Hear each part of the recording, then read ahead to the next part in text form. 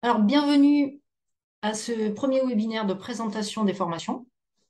Aujourd'hui, nous allons évoquer les formations entraîneurs, entraîner des jeunes et entraîner des adultes, ainsi que la formation formée. Dans un premier temps, quelques précisions techniques. On vous demandera de couper votre micro pour qu'on n'ait pas de bruit parasite lors du webinaire qui est enregistré. Si vous le souhaitez, vous pouvez bien sûr couper votre vidéo et en particulier si vous avez des problèmes de connexion. Enfin, si vous avez des questions pendant les interventions, n'hésitez pas à utiliser le bouton Converser. Je noterai les différentes questions et on pourra y répondre à la fin de chaque intervention. Voilà, il y aura 2 ou 3 temps à chaque fois dans le webinaire pour répondre aux questions, si jamais vous n'avez pas eu de réponse lors des interventions. Le petit bouton enregistrer, il est là pour vous prévenir que ce webinaire est enregistré. Je vais vous présenter les intervenants du jour, qui sont Alexandre Marie, responsable pédagogique de l'organisme de formation, et qui sera votre intervenant du jour sur la formation formée, et Laurent Guillot, qui lui est responsable, enfin, coordonnateur des formations entraîner des jeunes, entraîner des adultes, ainsi que un titre 4 continu, éducateur de handball, et un BPGEPS, activité physique pour tous. Je vais donc laisser la main à Alexandre qui va vous présenter le webinaire. Alors, bonjour à toutes et tous. L'objectif du webinaire, c'est d'abord de créer un peu de proximité, de pouvoir échanger, parce que jusqu'à présent, la communication se fait principalement sur le site d'HFM et via les réseaux, animés par Laetitia. Mais on a beaucoup de questions. Alors, on est à votre disposition, bien évidemment. Vous pouvez me contacter directement par le numéro de téléphone que vous pouvez trouver sur le site HFM. Mais pour nous, l'importance aussi de vous proposer de mettre un peu d'image. Et éventuellement de répondre à vos questions, d'éclairer un petit peu parce que la nouvelle architecture facilite énormément de choses dans un sens, mais en termes de communication, on se rend compte aussi que c'est parfois un peu complexe. Donc l'objectif du webinaire du jour, c'est de vous présenter 3 formations, 2 formations de niveau 4 destinées à des entraîneurs animateurs euh, qui sont présentés par Laurent, un module 11, un module 12, et une formation toujours d'entraîneur de niveau 5 qui s'appelle Former des jeunes, qui est coordonnée par Laurent Baudet, qui n'a pas pu être présent aujourd'hui, mais je vous présenterai un petit peu le fond et les contenus. Euh, Au niveau de l'organisation du webinaire, euh, on va partir avec Laurent qui prendra la parole pour vous présenter les formations entraîner des jeunes et entraîner des adultes. Derrière, je reprendrai la main pour faire un petit point par rapport à la CMCD parce que ça a aussi son importance. On est en plein dedans, on est sur le début de saison, on a une commission nous qui s'active énormément et qui va se mettre rapidement en relation avec vous et vous expliquer un petit peu ce qu'il en est par rapport à ces diplômes. Bien évidemment, répondre à vos questions si vous en avez. Et on enchaînera sur la formation niveau 5, former des jeunes. Et même chose avec à peu près le même dispositif, point sur CMCD et éventuellement questions-réponses. Voilà, on fera un petit point également sur les équivalences, des choses qui ont été lancées par l'Institut fédéral formation emploi, donc il y a la fédération en fin de saison dernière. On sait qu'on a beaucoup de questions, donc c'est peut-être le moment de pouvoir vous éclairer un petit peu, vous donner un petit peu des repères, euh, et puis euh, vous donnera rendez-vous pour un prochain webinaire par la suite.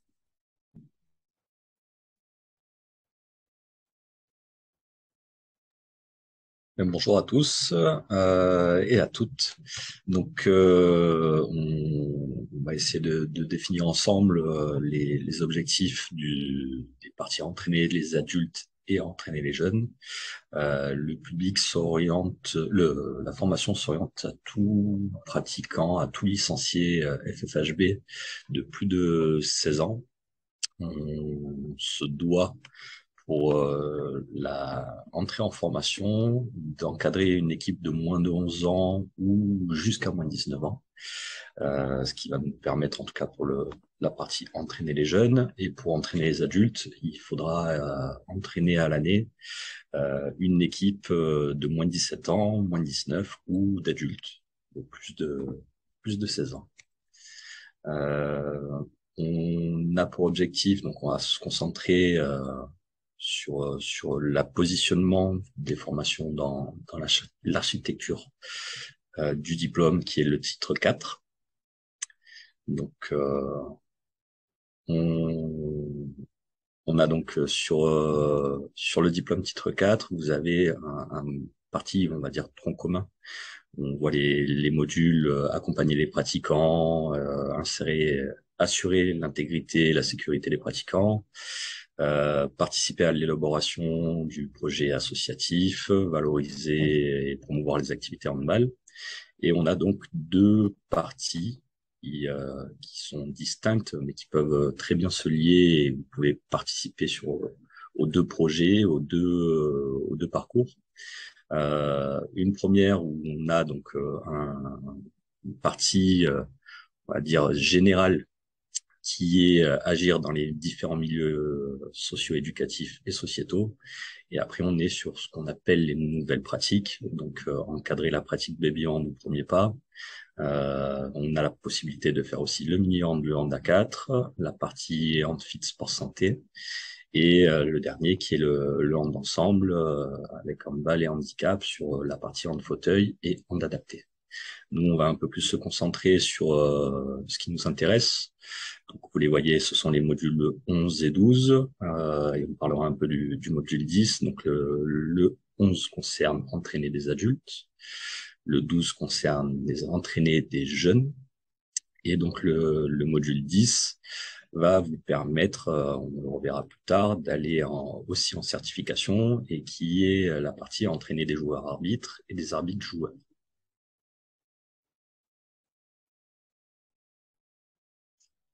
On a les certificats. Donc, si vous passez les modules 1 et 2 qu'on a vu juste avant, vous pouvez aller en certification sur les certificats 1 de la partie du diplôme titre à finalité professionnelle de niveau 4, éducateur de handball. On a le certificat numéro 2, donc qui lui concerne les modules 3 et 4. Si vous voulez passer dans l'ensemble, pareil, vous avez le droit d'aller à la certification. Deux autres certificats nous intéressent, donc le module 6, le module 7 a passé, et il y a donc une certification commune, à condition d'avoir passé le module 5 aussi, qui est indispensable pour y aller. Et sur le même cadre, donc le certificat numéro 4, où il y a toujours le module 5 à devoir passer, et donc on est sur la pratique en fit ou la pratique en ensemble pour pouvoir certifier cette partie-là. Nous, on va se concentrer donc sur le certificat 5, où on va devoir faire la partie, on va dire, en commun, qui est entraîner des arbitres joueurs et joueurs arbitres, plus la partie entraîner des adultes. Et donc le certificat numéro 6, qui est sur le même principe, avec cette fois on entraîne des jeunes, mais on garde la partie entraîner les arbitres joueurs, joueurs arbitres. Si vous passez les certificats 1, 2, 3 et 4, vous devenez détenteur donc du TFP 4, avec la mention animateur de pratiques socio-éducatives et sociétales. L'autre possibilité est donc là qui va un peu plus nous intéresser. On garde toujours le certificat 1 et le certificat numéro 2. Et cette fois, en obtenant le certificat 5 et 6, vous devenez détenteur toujours d'un titre 4 handball, mais cette fois, la mention est d'entraîneur territorial.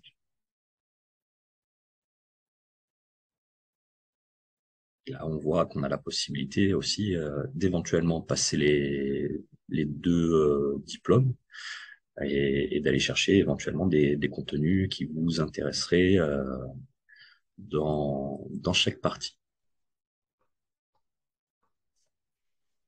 Merci Laurent pour toutes ces précisions. Belle performance, je dirais quand même, parce que c'est pas simple.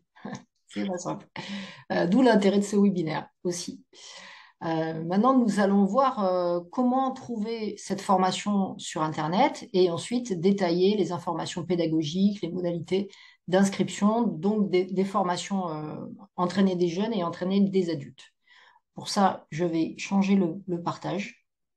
Je vais aller partager justement le site internet et on va partir de la page d'accueil du site internet, voilà, qui s'est chargé normalement. Donc là, vous êtes sur la page d'accueil, handball-formation.fr. Vous avez les onglets de gauche là, vous allez cliquer sur toutes les formations. Donc ça, c'est un chemin que vous pouvez montrer aux personnes de votre club, hein. En l'occurrence, il s'agit de je suis entraîneur ou éducateur. Donc je clique sur mon profil. Vous en avez d'autres, des profils.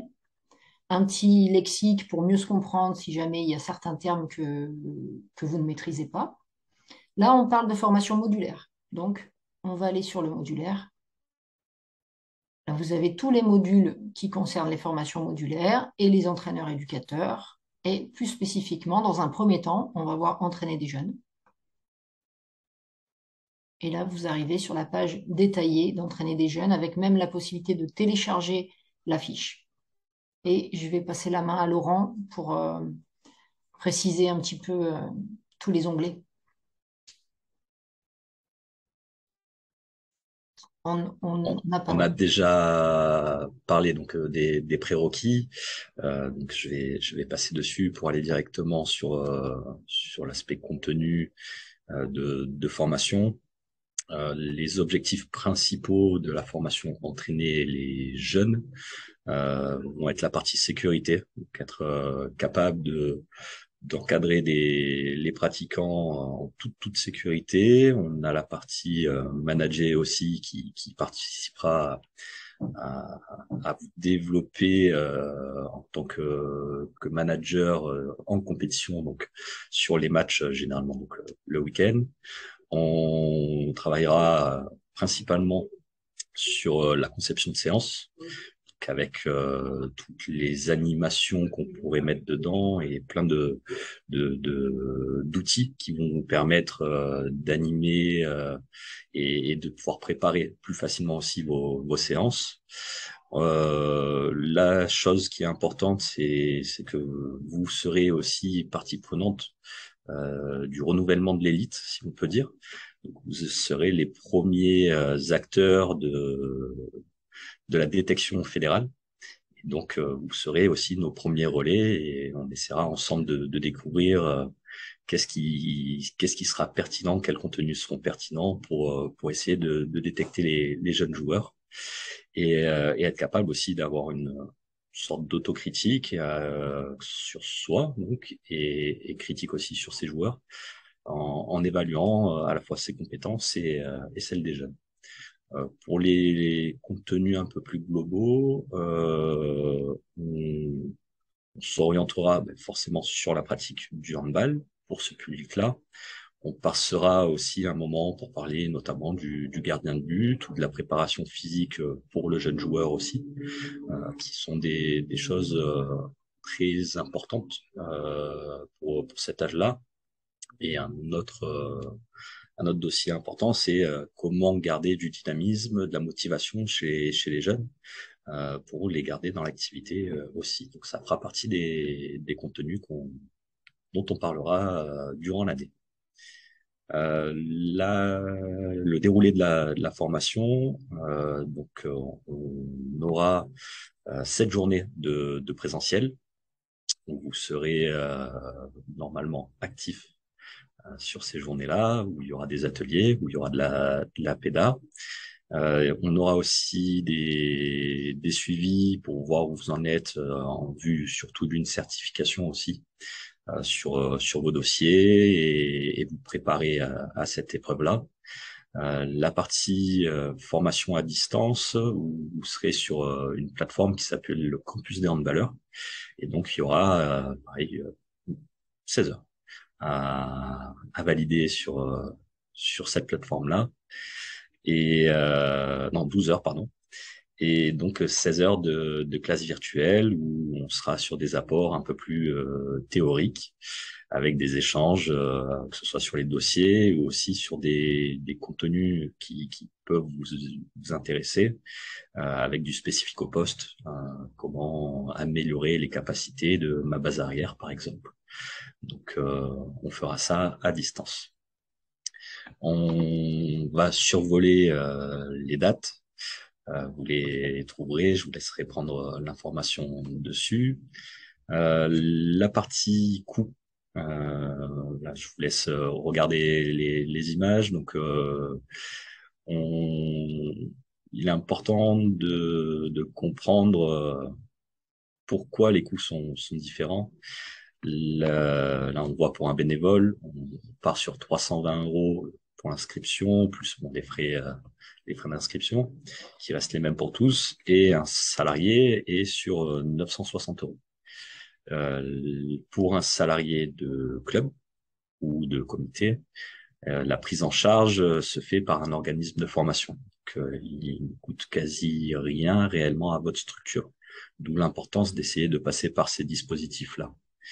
On a aussi la possibilité de s'inscrire à la certification. Là, on n'a parlé que du M11 M12 pardon, dans l'architecture.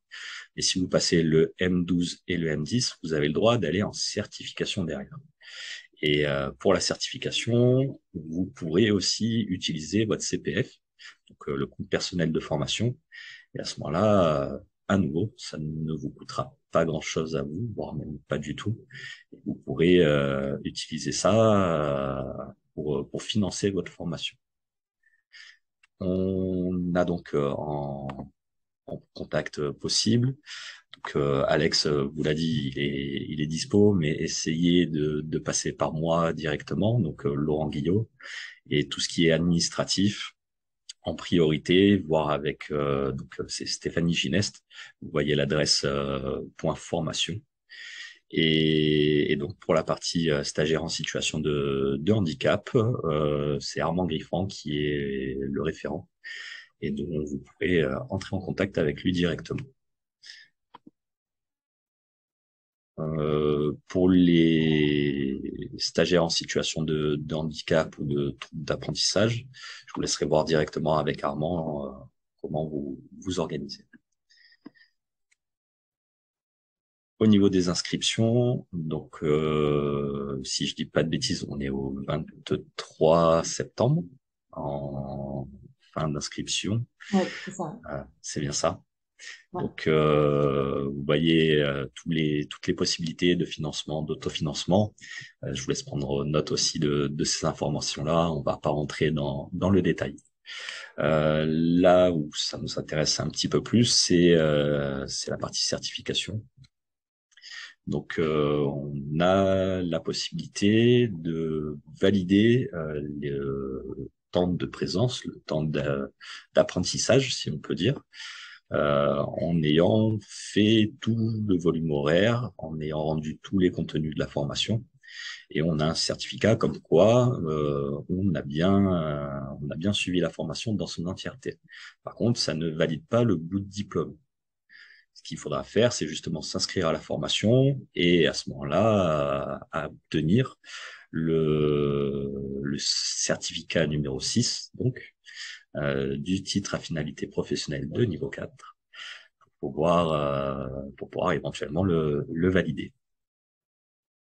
Vous voyez, il est important, donc il y aura des dossiers à présenter, notamment un cycle de formation, et il y aura aussi une séance à animer avec un échange avec un jury qui s'en suivra. Merci Laurent. On va voir maintenant un petit peu plus rapidement la formation entraîner des adultes. Vous voyez bien mon écran où je vais chercher entraîner des adultes? Oui, c'est bon. OK. Donc, entraîner des adultes, on est sur la même forme de page. Voilà, Laurent, je te laisse expliquer. Alors, on va effectivement un peu moins s'attarder sur tout parce que beaucoup de choses sont similaires. Les prérequis ont été donnés tout à l'heure.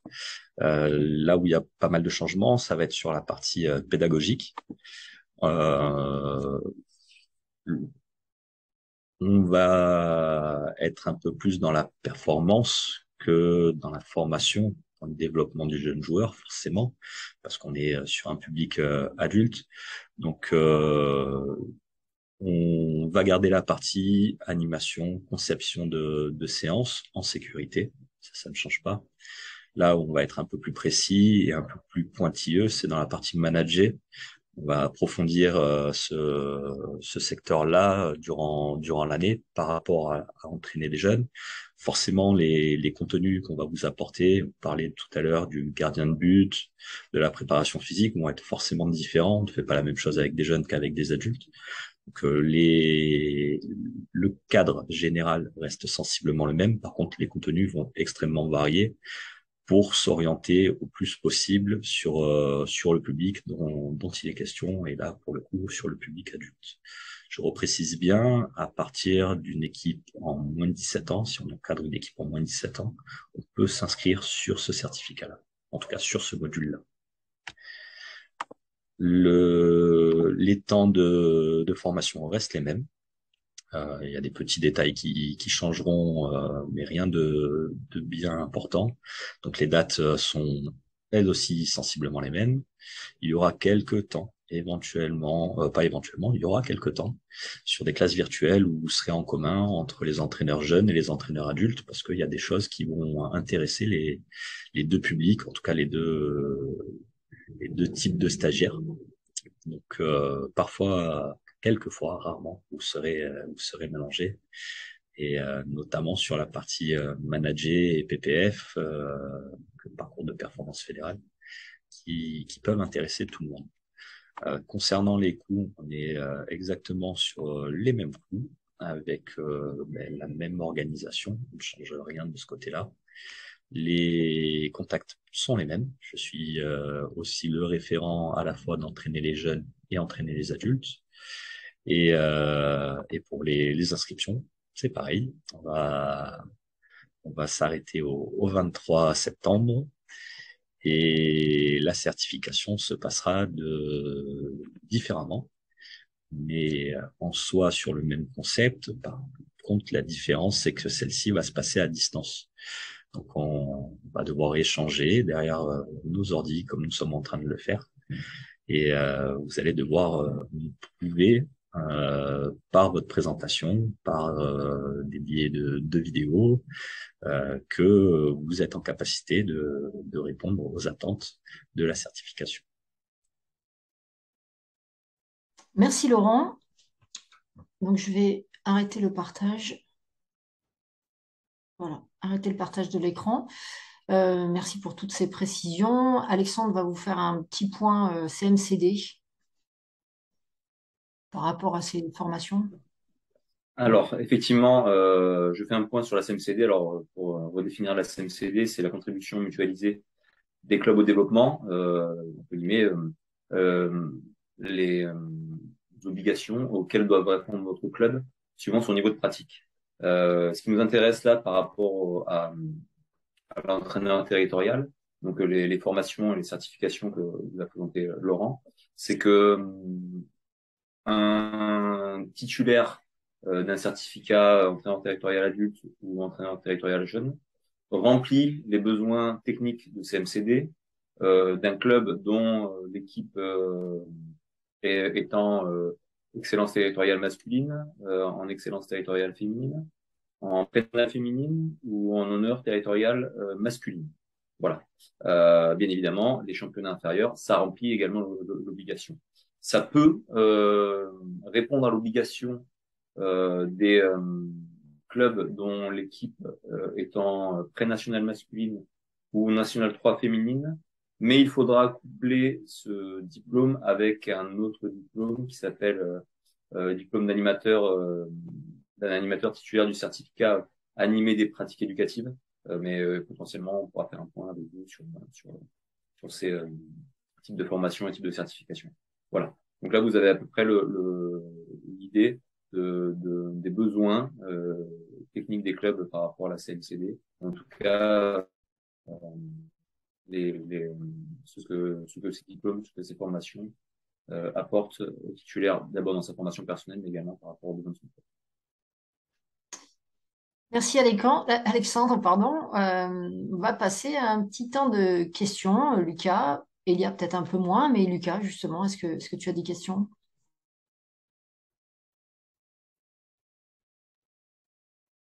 Euh, Là, qui me viennent en tête, non, pas spécialement. J'ai pas de.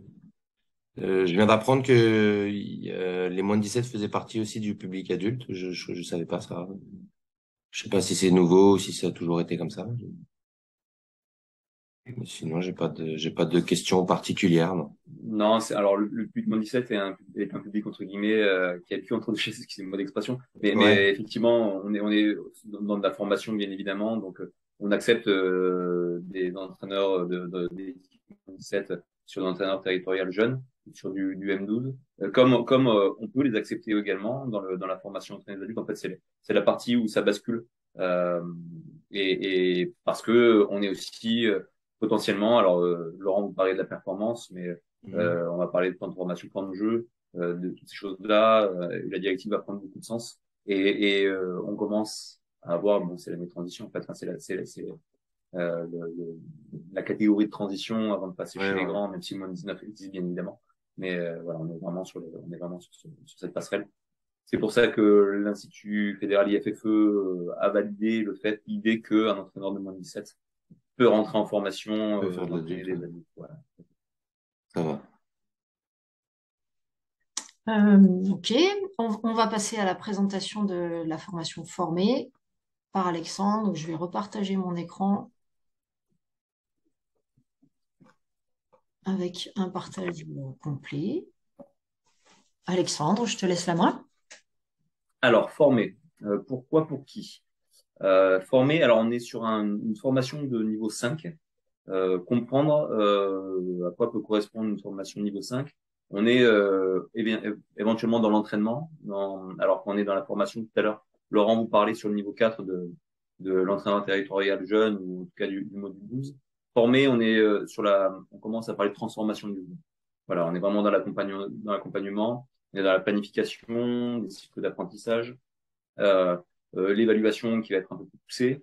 Et on en parlera justement des outils d'évaluation, donc du coup des plans de formation, vers quoi ils s'orientent, vers quels outils éventuellement.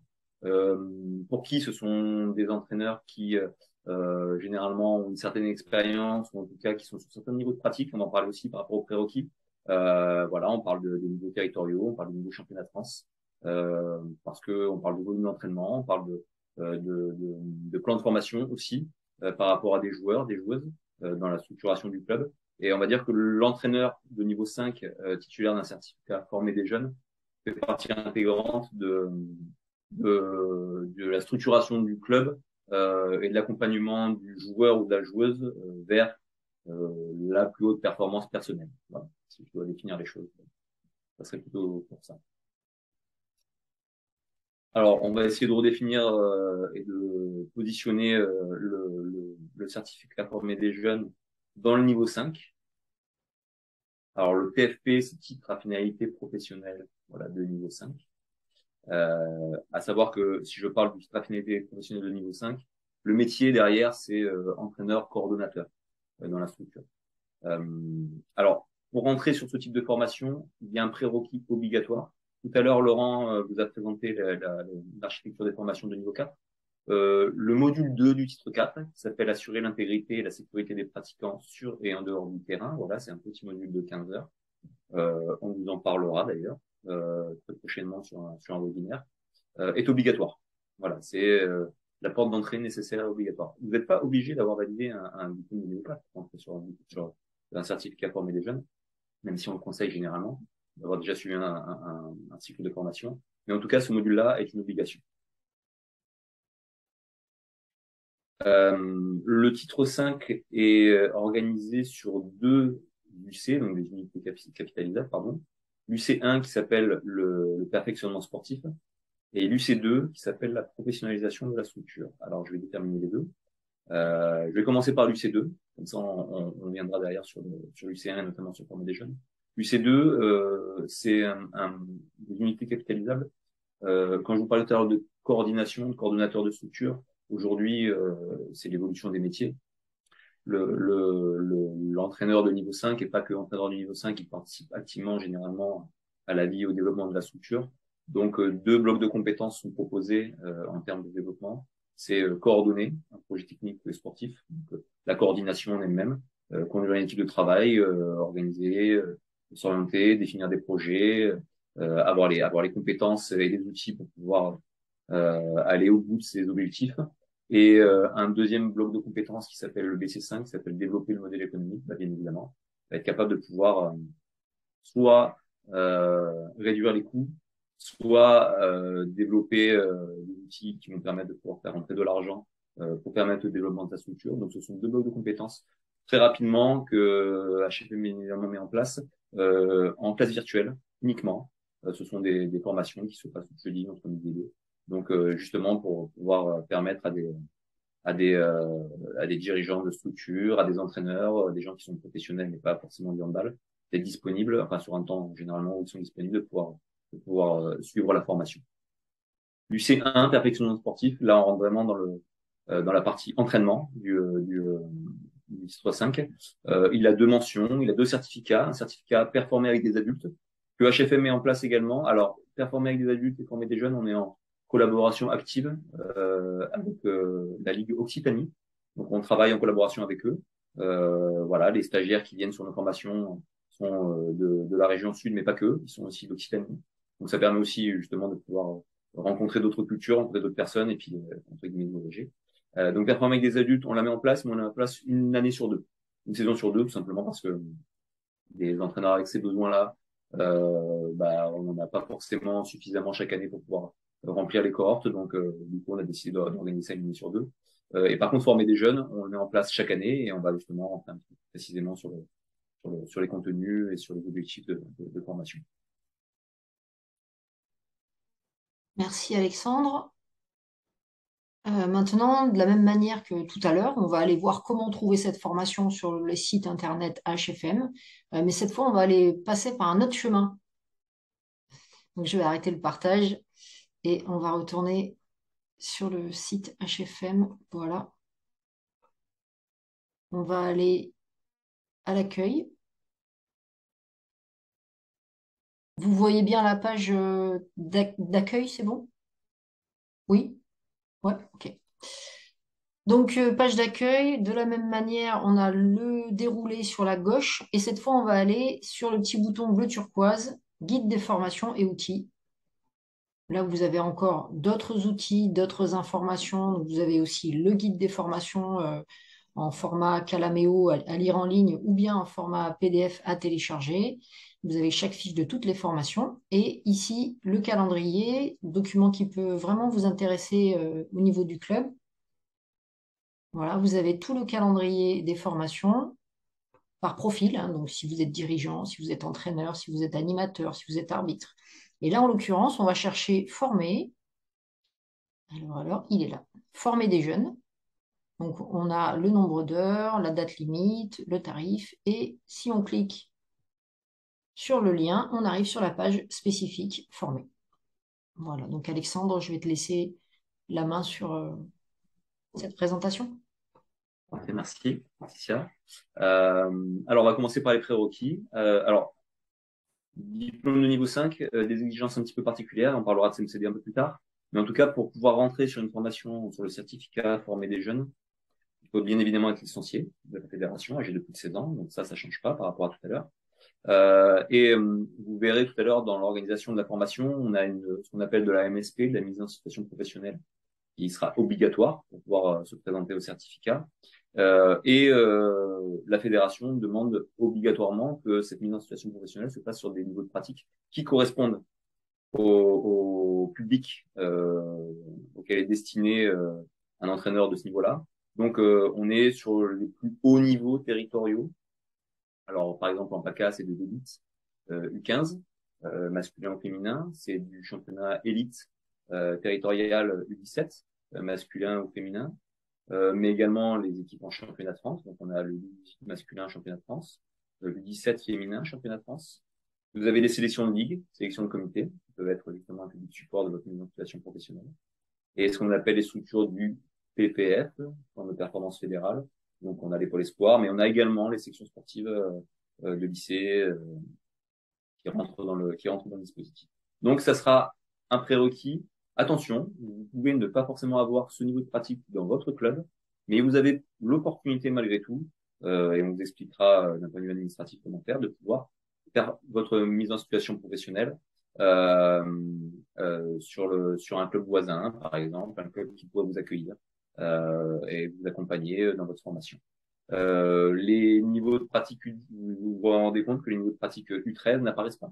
Donc aujourd'hui, la fédération est très claire, c'est à partir de U15 et sur le niveau de pratique dont je vous ai parlé, et le pré-excellence, ainsi de suite, ne rentre pas dans nos dispositifs.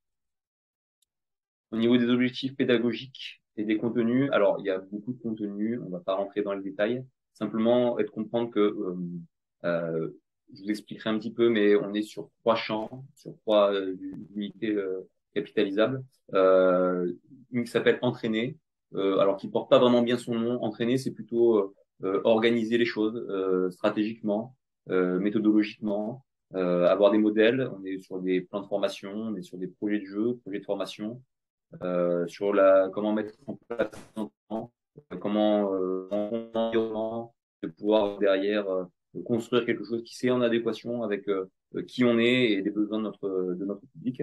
Le managerat, alors ça c'est une nouveauté entre guillemets avec les nouvelles architectures. On pourrait dire que les entraînements, les diplômes entraîneurs interrégionaux correspondaient à peu près au certificat du titre 5. Le managerat était rapidement vu. Là, sur les titres 5, le managerat a une vraie place et une vraie importance. Et quand on parle de managerat, c'est bien évidemment le managerat à visée formative. Qu'est-ce qu'un managerat à visée formative? Qui on est au travers de ça? Il y a beaucoup de travail d'introspection qui est demandé aux stagiaires et on les accompagne dans ces domaines-là. Et des mises en situation, mais évidemment du partage d'expérience avec des experts.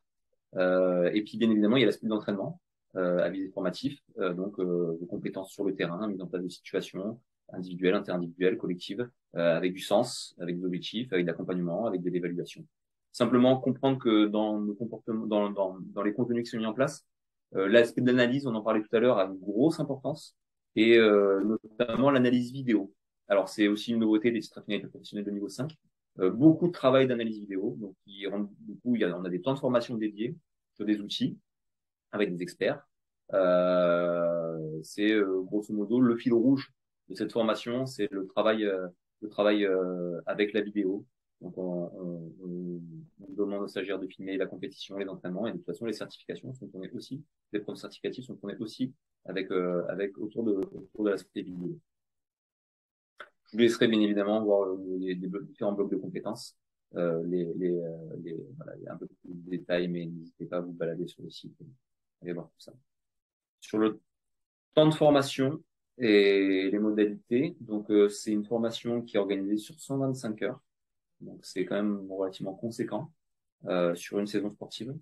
On a des temps ce qu'on appelle en présentiel ou en centre de formation, qui correspondent à 65 heures. Organisé dans l'alternance, mais c'est généralement des blocs de 2-3 jours. Et je vous disais tout à l'heure qu'on travaille en collaboration avec la Occitanie. Donc, on a un module, par exemple, qui se déroule sur nous, en relation à proximité des structures de performance là-bas. Après, on a des heures de formation en classe virtuelle. Vous avez vu qu'elles sont relativement volumineuses. Ce sont des petites classes virtuelles, généralement qui durent pas plus de 2 heures, avec des thématiques et avec des intervenants experts. Justement, c'est l'alternance pédagogique de ces temps-là sont relativement intéressants parce que on a des joueurs de haut niveau, des entraîneurs de haut niveau qui viennent justement sur nos classes virtuelles, qui nous partagent leur expérience, qui échangent avec les stagiaires. Donc c'est quelque chose de relativement riche. Les stagiaires aiment ces moments-là.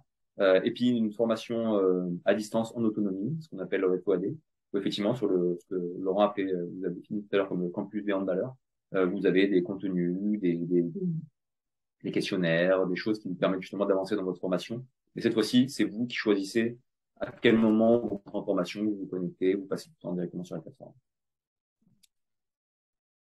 Alors, alors voilà, vous avez vu que, comme je vous disais, il y en a beaucoup de classes virtuelles, donc du coup, il y a un listing relativement long, mais c'est bien organisé sur l'année, voilà, généralement sur des soirées, à 18h, vous avez votre visio, alors bien évidemment, si vous entraînez à 18h, à ce moment-là, bah, essayez de vous faire remplacer. Mais en tout cas, c'est pour se mettre à disposition, entre guillemets. Alors, c'est pareil, c'est l'expérience qu'on a eue avec nos anciens stagiaires qui nous a fait nous orienter vers ça. Le partage d'expérience avec eux, leur retour, qui nous ont orienté vers cette alternance pédagogique de présentiel de classes virtuelles. Vous avez vu, on a commencé la Saint-Maximin, on a un autre anime. Enfin, voilà. Voilà, vous avez vu à peu près même chose. Vous baladerez dessus et surtout n'hésitez pas à poser des questions, à revenir vers nous. Le coût de la formation. Alors, alors, plus volumineux que ce que vous a proposé Laurent tout à l'heure, mais naturellement parce qu'on a plus d'heures de formation. Même chose, vous avez la possibilité en tant que bénévole, alors, bénévole, c'est vous ou votre club qui prend en charge la formation, bien évidemment, salarié, avec un volume pris en charge par le co, l'ABDAS, ceux qui travaillent dans le milieu sportif, dans la compétition sportive, savent de quoi je parle. Le compte personnel de formation, le CPF aussi. Alors, ce sont des certificats. Donc, ce sont des certificats qui peuvent être pris en charge par votre CPF. Donc, il faut faire une demande particulière. Rapprochez-vous de notre pôle administratif pour ce type de demande. Des frais d'inscription. Et puis, pour chaque certificat que vous allez présenter, même chose, ça peut faire partie du devis initial. Mais c'est de la prise en charge parce que c'est pas obligatoire de se présenter au contrôle, aux épreuves, aux certifications. C'est pas obligatoire. Mais quand je vous parlerai de la CMC tout à l'heure, vous comprendrez que suivant vos besoins, vous pourrez le faire. Au niveau des contacts, vous avez l'administratif Stéphanie, donc qui répondra à vos demandes et qui réceptionnera aussi toutes vos démarches administratives, qui rentrera en contact avec vous, avec votre structure. Laurent Baudet, donc excusez aujourd'hui, qui sera le coordonnateur de formation. Vous pouvez le contacter, lui poser des questions d'un point de vue un peu plus pédagogique peut-être, pour comprendre un petit peu. Vous aurez un temps de positionnement, vous pouvez organiser votre formation pas que sur une saison sportive, on peut l'organiser sur 2 saisons sportives, ça c'est.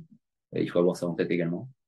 Même chose pour les stagiaires en situation de handicap, contacter Armand Gricon sur l'adresse mail qui est indiquée pour les éventuelles adaptations de votre dispositif. Inscription, même chose, le 23, donc il vous reste une petite semaine. Alors attention, le 23 est indiqué, mais on va très certainement repousser la date butoir, pas trop. Donc pour ceux qui sont intéressés, n'hésitez surtout pas à revenir vers nous, nous poser des questions, mais par contre d'un point de vue administratif, vite vous mettre en action, en activité. Voilà, vous avez toutes les informations là sur le site, dans Laetitia. N'hésitez pas à les cliquer et encore une fois à nous contacter. Les prérequis, je vous les ai donnés tout à l'heure. La simulation pédagogique vraiment qui a une importance. Le tutorat également. Sur ce diplôme, vous aurez un tuteur qui va vous accompagner, qui va vous suivre. Un tuteur qui généralement a un niveau équivalent, au moins équivalent au diplôme que vous passez. Donc quelqu'un qui a un entraîneur interrégional, un DEGEPS, un brevet d'état, un bail, quelque chose de ce type-là. Ça va être important parce que nous, on va avoir on va rentrer en communication avec, il va vous suivre, il va vous suivre, faire des évaluations éventuellement. Le volume n'est pas extraordinaire, mais malgré tout, il existe, c'est important. Que vous soyez accompagné par nous, mais également par quelqu'un extérieur en qui vous avez confiance et qui vous échangez facilement. Les modalités d'épreuves. Alors, il y aura 3 épreuves. Je vais commencer par le BC3, qui est l'épreuve pédagogique. Vous serez évalué dans votre structure, sur votre public. Vous aurez des mises en place avant la séance, pendant la séance, après la séance. Vous aurez différents temps. C'est 2 heures de certification. On a le bloc de compétences numéro 1, où il y a une épreuve qui s'appelle entraîner et une épreuve qui s'appelle manager. 2 épreuves qui, elles, se passent en classe virtuelle, par contre. C'est en visio quand vous passez vos épreuves, où il va falloir d'un côté défendre le projet de jeu formation que vous avez mis en place avec votre groupe. Pourquoi, comment, des images, être capable de faire un focus sur un des contenus de formation de votre projet. Et l'épreuve manager où vous serez filmé en compétition sur le terrain, dans les vestiaires avant, après. Vous expliquerez comment s'est construit votre cycle d'apprentissage, votre semaine avant la compétition, pourquoi vous avez fait ces choix. Et puis vous témoignerez de vos choix par les images. Donc encore une fois, pour les 3 épreuves, il y aura des points vidéo à faire apparaître. C'est pour ça ce que je vous disais tout à l'heure, l'aspect de l'analyse vidéo bon, après c'est dans l'évolution des métiers, bien évidemment, a une importance forte. Merci Alexandre. On va passer à un point CMCD. Je vais repasser en visuel collectif, c'est quand même plus sympathique. Bien sûr. Voilà, donc un petit point CMCD. Alors, d'abord, le certificat former les jeunes, former avec des adultes, a une importance. Alors, tout à l'heure, je vous parlais des équipes, enfin des clubs dans l'équipe première en pré-nationale masculine ou nationale 3 féminine. Pour remplir la CMCD technique, il vous faudra, je vous disais tout à l'heure, soit quelqu'un qui est un entraîneur territorial plus un animateur, soit ça, soit un de nos entraîneurs qui a un certificat justement, former des jeunes ou performer avec des adultes. Bon, ça remplit, par contre, il vous en faudra qu'un. Tout à l'heure, il fallait deux, et il vous en faudra un avec ce certificat-là. Et ça marche également pour les équipes de niveau national. Donc on a la N2, la N3 masculine, la N2 masculine. Donc même chose. Si vous avez dans votre club un entraîneur qui a ce niveau de pratique-là, il remplit les conditions de la CNCD technique. N2 féminine, je vais pas vous dire de bêtises, mais nationale 1 féminine également. On est sur la nécessité d'avoir un entraîneur dans son dispositif qui a un de ces diplômes. Voilà. Donc voilà, passer le certificat vous permet ça. La particularité aussi du certificat, maintenant, je vais faire le focus sur former des jeunes. Quand on est entraîneur, quand on a une équipe, pardon, un club a une équipe en moins 17 féminine championnat de France ou moins 18 masculine championnat de France, l'entraîneur qui est sur le banc a obligation d'avoir le certificat former des jeunes ou performer avec des adultes. Mais c'est une obligation pour le banc cette fois-ci. C'est pas dans le club, c'est sur le banc. C'est une obligation. Et le diplôme doit être validé. Donc, ce que je suis en train de vous dire, c'est que si votre club a des ambitions d'avoir une équipe en moins de 7 championnats de France ou en moins de 10 championnats de France, il faudra anticiper le fait que l'entraîneur sur le banc ait le diplôme que je suis en train de donc, je vais nous présenter.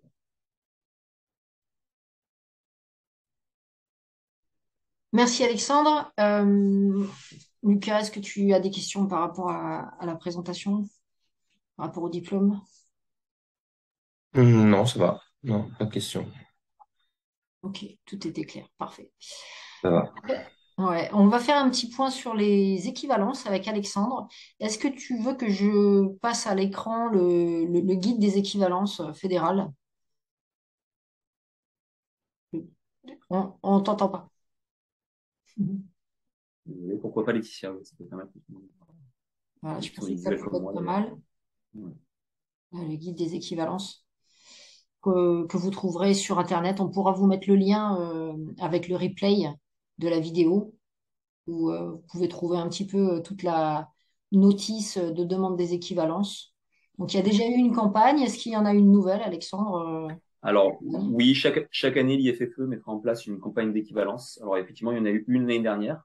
Alors, l'équivalence, je vais redéfinir un petit peu les choses, c'est que là, on parle de nouvelle architecture, de nouveaux diplômes, mais malgré tout, avant, il y a eu des formations, il y a des gens qui sont formés, il y a des gens qui ont acquis des compétences. Et ces compétences, elles ne retombent pas à zéro parce qu'il y a une nouvelle architecture et que nos anciens diplômes peuvent être transformés en nouveaux diplômes. L'importance d'aller dans la campagne d'équivalence, c'est que bientôt, les anciens diplômes n'apparaîtront plus comme possibles dans la CMCD. Je viens de vous parler par exemple de la CMCD des clubs nationaux. Prenons l'exemple d'un club qui a une équipe masculine en National 3. Il a un entraîneur qui a un certificat former des jeunes, c'est très bien, performer des adultes, c'est très bien. Mais s'il a aussi quelqu'un qui a un entraîneur interrégional, ça marche. Quelqu'un de GEF, ça marche. Attention, dans pas vous donner de date parce que c'est pas nous qui décidons, mais à un moment donné, il faudra avoir le diplôme de la nouvelle architecture des formations. Mais encore une fois, vous avez passé le diplôme par le passé et la fédération, l'IFFE, vous propose, donc, dans sa campagne d'équivalence, de remplir un document, un questionnaire, d'envoyer vos diplômes et d'attendre. Alors, par contre, là, je sais qu'on a beaucoup de questions par rapport à ça. Le club qui vient nous voir, qui nous dit, écoutez, j'ai fait une demande d'équivalence au mois de juin dernier, au mois de mai dernier, et j'ai toujours pas de réponse. Oui, alors, malheureusement, la demande d'équivalence a été victime de son succès. Et il y a eu énormément de demandes d'équivalence au niveau national. L'IFFE s'est retrouvé devant ces demandes avec peut-être pas forcément suffisamment de ressources humaines pour pouvoir y remplir. Donc, ils traitent petit à petit les choses. Donc, ne vous inquiétez pas, la demande a été faite. Elle sera traitée. Si vous avez droit à validation, vous aurez droit à validation. Donc, du coup, ça pourra répondre à la problématique des CMCD. Mais ça sera traité, donc pas d'inquiétude par rapport à ça. On est en relation avec les personnes qui font ces choses-là et il n'y a pas de souci. Juste vous dire que la question Laetitia, est-ce qu'il y aura une nouvelle campagne d'équivalence? Chaque année, il y aura des campagnes d'équivalence. Donc cette année, il y aura une nouvelle campagne d'équivalence qui va être mise en place à un moment donné. On n'a pas encore les dates. Moi, je les maîtrise pas. Je peux pas vous dire de bêtises. Ça va peut-être correspondre à peu près aux dates de la campagne de 2022. mais il y aura une nouvelle campagne d'équivalence, qui va être faite.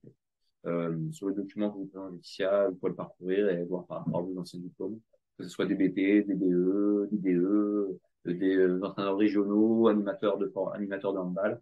Vous avez l'opportunité de pouvoir aller chercher des équivalences par rapport à une bonne architecture. Merci Alexandre. Je vais arrêter le partage. Et bah, effectivement, si les clubs ont des questions sur les équivalences, ils s'adressent à qui? À moi, À toi. Ben directement. voilà, vous adressez à Voilà. Alexandre. Voilà. Oui, oui. N'allez pas, Stéphanie, au secrétariat, peut forcément vous répondre, mais allez directement me voir, voilà, sur le site d'HFM, vous avez mes coordonnées, mon adresse mail, mon numéro de téléphone, voilà. N'hésitez surtout pas à rentrer en contact avec moi si vous avez des demandes pour les équivalences, mais pas que. Si vous avez des projets de formation, des questions, et ainsi de suite. Voilà, mon job à moi, c'est aussi de pouvoir répondre aux besoins et du club, des structures. Bon, il y a quelques orages en ce moment vers le secteur Bouches-du-Rhône, donc ça coupe un peu de temps en temps, mais ça va. Au bout du compte, on comprend quand même. Voilà. Lucas, tu as des questions sur les équivalences ou sur la CNCD? Non, j'ai pas de questions. Bah, du coup, Alexandre a répondu parce que je me demandais quand est-ce que serait la prochaine campagne, du coup. Mais si c'est sur la même période, du coup, je vais attendre. Moi, j'ai loupé la première campagne, du coup, pour le coup. Et du coup, bah, je vais attendre la deuxième en fin de saison, du coup. D'accord. Certainement, oui. Alors, avant de clôturer le webinaire, on souhaitait simplement vous rappeler le prochain webinaire qui sera sur la présentation toujours des formations modulaires, accompagner les pratiquants, assurer l'intégrité et la sécurité des pratiquants. Donc, on vous les a présentées, elles font partie du titre 4 et on les a appelées à chaque fois module 1, module 2. Donc, ce webinaire se déroulera lundi à midi. Il sera un petit peu plus court puisqu'on a on a moins de formations à présenter. Alexandre, tu veux rajouter quelque chose sur cette présentation, sur ce webinaire?